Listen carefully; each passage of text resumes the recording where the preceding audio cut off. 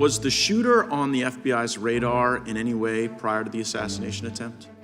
We did not have any information about the shooter. He was not in our holdings before the shooting. FBI Director Christopher Wray is the latest official to testify on Capitol Hill about the attempted assassination of former President Donald Trump.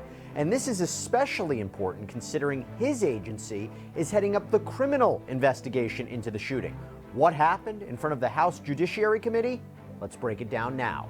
Welcome to Sidebar, presented by Law&Crime. I'm Jesse Weber. We still have more questions as the fallout and repercussions from the shooting of former President Donald Trump out in Butler, Pennsylvania over a week ago continues. A shooting that left Trump wounded, 2 others seriously injured, and 1 dead. Now, the director of the Secret Service, Kimberly Cheatle, has officially resigned. Maybe not surprising considering, as we talked about here on Sidebar, what has been described as her disastrous appearance before the House Oversight Committee the other day. What they asked for and how many times did you turn them down? Pretty basic questions. So again, without having all of the details in front of me, sir, what I can tell you is that there are times... You didn't get briefed on how many times you turned down the Trump detail when they asked for additional help? I'm sorry. You didn't get briefed on that before you came to this hearing, knowing you were going to get asked that question?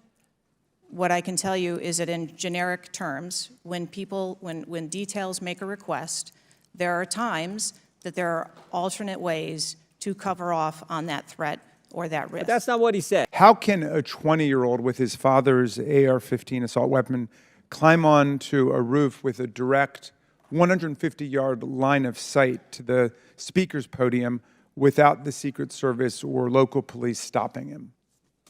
So again, sir, I will say we are 9 days out from this event, and I would like to know those answers as well. You're obfuscating today is shameful, and you should be fired immediately and go back to Garden Doritos. Mr. Chairman, I yield back. Both sides of the aisle today have asked for your resignation.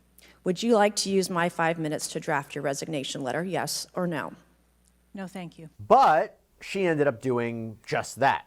You see, the main problem was, of course, A, the shooting happened, and it shouldn't have. We have heard a number of experts say the Secret Service has a zero-fail mission, but B, it was also her answers. She explained that she would be limited in what she could say due to security issues and ongoing investigations, and maybe she didn't have the information, but her responses were seen by a majority of lawmakers that day as inadequate, and many were asking her to step down. And the next day, that's what Cheatle did. Cheatle sent a letter to Secret Service staff saying, quote, "In light of recent events, it is with a heavy heart that I have made the difficult decision to step down as your director. The Secret Service solemn mission is to protect our nation's leaders and financial infrastructure. On July 13th, we fell short on that mission." And then she went on to say that the scrutiny over the last week has been intense and will continue to remain as our operational tempo increases. As your director, I take full responsibility for the security lapse. Now, in the meantime, Homeland Security Secretary Alejandro Mayorkas appointed Secret Service Deputy Director Ronald Rowe to serve as acting director for the agency until they find a permanent director who will be selected by President Joe Biden. And that leads me to another point, because it has been announced that a bipartisan task force will be commissioned to investigate the attempted assassination as well. This is going to be spearheaded by Speaker of the House Mike Johnson, House Minority Leader Hakeem Jeffries, a group of 13 members. This comes as there are multiple investigations happening. The Department of Homeland Security's Inspector General has opened up a number of probes. There's an internal review by the Secret Service. Homeland Security Secretary Mayorkas appointed an independent review panel. And then, of course, we have the FBI, who is heading up the criminal investigation into the shooting and the suspected shooter, 20-year-old Thomas Matthew Crooks. And this all makes sense because, yes, we're still trying to understand the shooter's motivations, the planning, whether he had any help in any way.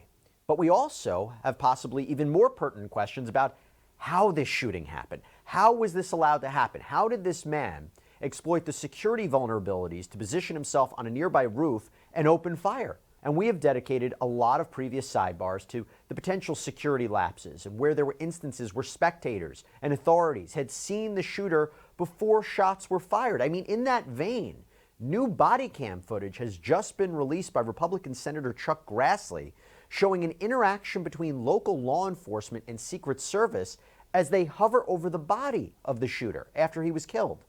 So we don't know. So this is the guy that Yes, that they sent the Beaver County sniper seen and sent the pictures out. This is him. Okay, all right, Rifle's right there, obviously. got it. So the bike in the back, is he on that bike? With We don't that know. bike? We don't know. So I you're don't just know. treating that as suspicious device. Oh, 1 second. I believe the sniper that seen these and sent the pictures is right inside this building. Michelle, is Greg in there? All right, so if you go to that window that's open and yell for Greg, that's the sniper that sent the original pictures and seen him come from the bike and set the book back down and then lost sight of him. Okay. He's the one that sent the pictures out. I don't know if you got the same ones I did. I think I did, yeah. He's like got his glasses on and he's. And that seems to support the reporting that a sniper from a local team had taken a picture of Crooks and sent it to the Secret Service command before the shooting. And you also hear about the bike because it's been reported that Crooks may have used a bike to scope out the rally area. Hey, I want to quickly highlight a sponsor of Sidebar that makes episodes like this possible, and that is Noble Gold. Look, if you're worried about the future of the economy, this could be the company for you. Why? Because with so much uncertainty these days, it's natural to be concerned about the security of your retirement savings, but there is one asset that stands the test of time. You guessed it.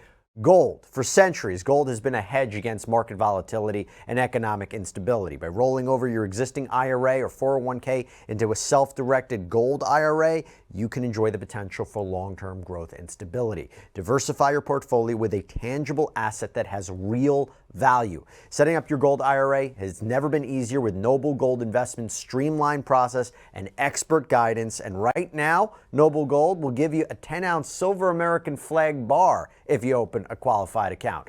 Go to lawandcrimegold.com now. That's lawandcrimegold.com. There's always a risk of investment and no guarantee of any kind.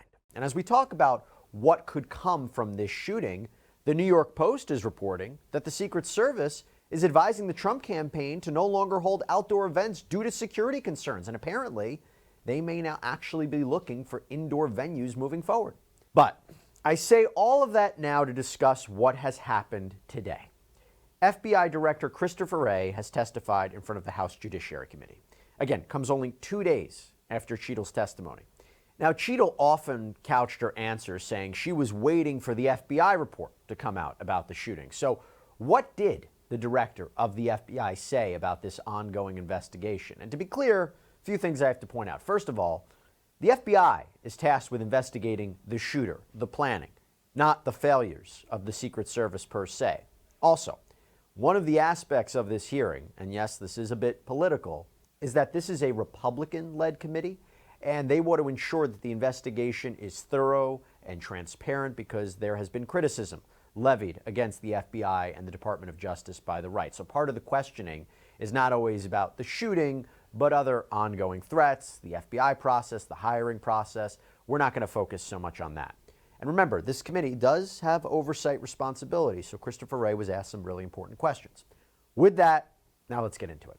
So after opening statements from Republican Representative Jim Jordan and Democratic Representative Jerry Nadler, both condemning the shooting and political violence and both looking for answers as to what is happening, this is a bipartisan effort here. You don't always see that, but bipartisan effort by both sides to get answers. We now move on to Director Christopher Wray's opening statement. Here's a sample. I also want to acknowledge and offer my deepest condolences to the victims of the horrific assassination attempt in Butler County. To the friends and family of Corey Comparator, who by all accounts lost his life protecting others from danger. To the other victims, 2 of whom were critically wounded. And of course, to President Trump, former President Trump and his family. As I've said from the beginning, the attempted assassination of the former president was an attack on our democracy and our democratic process, and we will not and do not tolerate political violence of any kind, especially a despicable account of this magnitude. And I want to assure you and the American people that the men and women of the FBI will continue to work tirelessly to get to the bottom of what happened. We are bringing all the resources of the FBI to bear, both criminal and national security. Now, there's a whole lot of work underway and still a lot of work to do, and our understanding of what happened and why will continue to evolve, but we're going to leave no stone unturned. The shooter may be deceased, but the FBI's investigation is very much ongoing. To that point, I also want to acknowledge that I recognize both the congressional and the public interest in this case and the importance of this investigation to the American people. And I understand there are a lot of open questions. So while the investigation is very much ongoing and our assessments of the shooter and his actions continue to evolve, my hope here today is to do my best to provide you with all the information I can, given where we are at this point. Now, from there, Wray started off by explaining that while he believes the FBI has been transparent with the public about what they know and will continue to provide information about this shooting, this is an ongoing investigation. The facts evolve. Our understanding of something can have more context later on, and he doesn't want to prematurely provide information or answers that turn out to be incorrect or different. Completely understandable. Having said that, we did get more specific information, including about crooks. We have recovered a drone that the shooter appears to have used. It's being exploited and analyzed by the FBI lab. The drone was recovered in his vehicle. So at the time of the shooting, the drone was in his vehicle with the controller.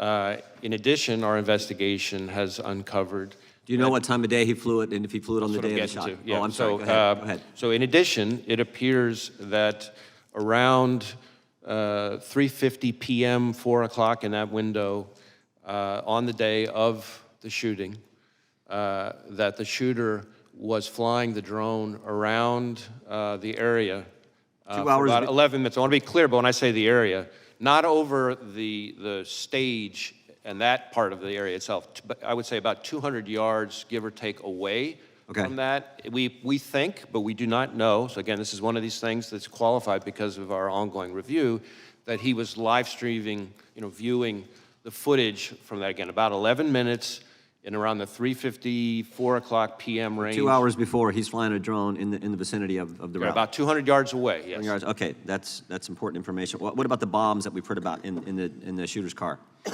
So again, the FBI lab is exploiting those explosive devices. Yep. There were, we've recovered 3 devices, 2 in his vehicle and 1 back in his residence. Are these what you would call, your experts would call sophisticated operations, or this? I don't know. That's what I've been told by people who have some understanding of this area. Yeah, I think it's.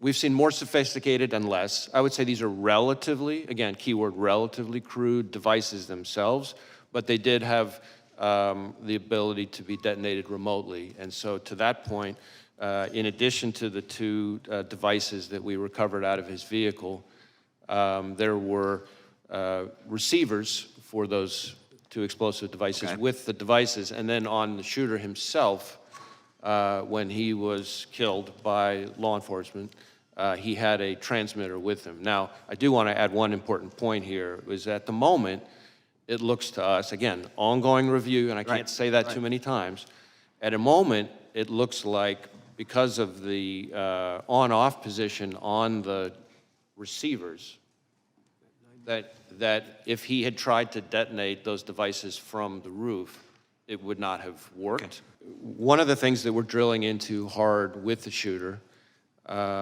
an effort to try to learn more about his state of mind, his motive, his ideology, his context, everything else, is to look at all of his devices, any social media accounts he had, et cetera.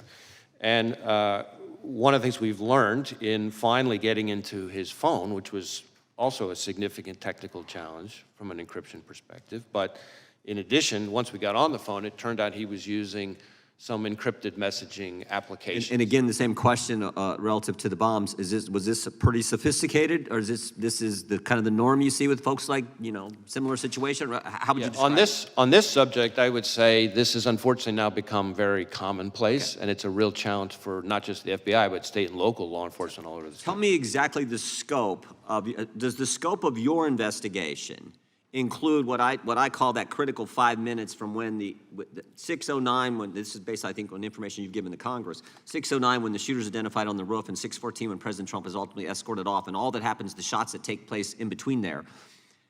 do you have access to the communications that were going on at the time in that critical 5 minutes? So our investigation, when you say scope, our investigation includes that time frame, although focused again on the shooter himself and his day. Now, as involved in that, he's obviously involved in that time frame. Correct, and as part of that, as part of our focus, our investigation of the shooter and the attack, of course, we are interviewing law enforcement from the scene because those are some of the most significant witnesses. Did Crooks fire 8 shots? We have recovered 8 cartridges. Do you have any reason to, do you have any other target of your criminal investigation other than Crooks, who's dead? We are investigating the shooter both to determine his motive and his preparations and activities before the shooting, but also to make sure whether or not there are any co-conspirators, accomplices. At this point, have you developed any evidence to so suggest that there are any accomplices or cooperators or assisters? Not at this time, but again, the investigation's ongoing. And this is incredibly helpful since there has been a lot of reporting on some of this, but now we are getting clearer answers. But of course, incredibly concerning listening to this, how Crooks was able to do all of this. We're not going to get those answers per se from the FBI. There are other probes happening to determine how he was able to do this. What was the security lapses? Another big issue, though, is motive. And the FBI is looking into this. Why would the suspected shooter do this? Especially when it's been reported that he had pictures of various officials and figures on his phone. What exactly was his plan? The press has reported that he had pictures not only of Mr. Trump, but of Mr. Biden and various other members, political figures. Can you discern, was there an element of, mainly Republicans, maybe Democrats? Was it all over the board? Can you enlighten us about that?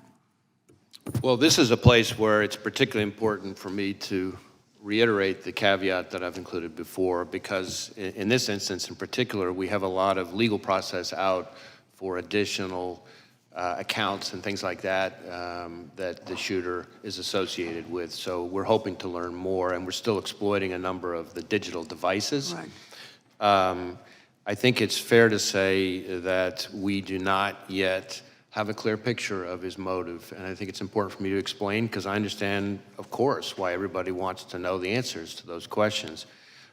Often in an investigation, from interviewing people that the subject was in close contact with, looking at the individual's social media accounts, messages, often things, physical evidence in the person's residence. You might see a manifesto, things like that.